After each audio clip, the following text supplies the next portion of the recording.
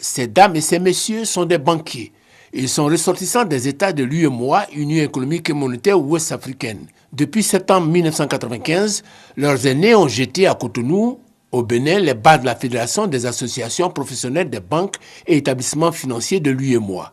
Ils ont pris la relève et veulent impulser à la Fédération une nouvelle dynamique en rapport avec l'embellie économique dans l'UEMOA. Une croissance du produit intérieur brut de l'ordre de 6%. Quels sont les acquis de la Fédération dans cette situation?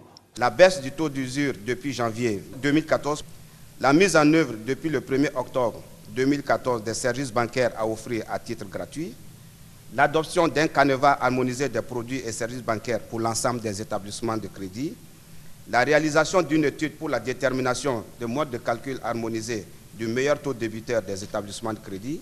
Des acquis certes, mais beaucoup reste à faire, a indiqué le nouvel élu à la présidence de la Fédération pour 2 ans, l'Ivoirien Souleymane Diarra-Souba, président de la PBF Côte d'Ivoire. Les défis à relever sont de plusieurs ordres. Il s'agit notamment du financement des PME et de l'amélioration du taux de bancarisation.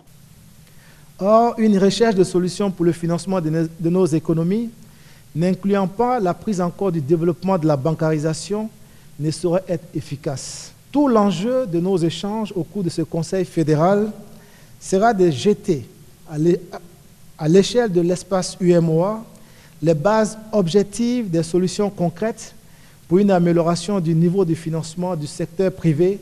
Une des pistes de solutions pour améliorer ce taux, la communication des produits financiers. Que les banques soient plus attractives, d'abord au niveau des locaux d'accueil, que les banques soient plus attractives au niveau des conditions de rémunération de l'épargne qui leur sont proposées, avec une diversification des produits financiers qui sont donc proposés aux uns aux autres, un peu plus de publicité. Daniel Kamlan-Duncan s'est par ailleurs réjoui de la tenue de cette rencontre sur le bord de la lagune Blié.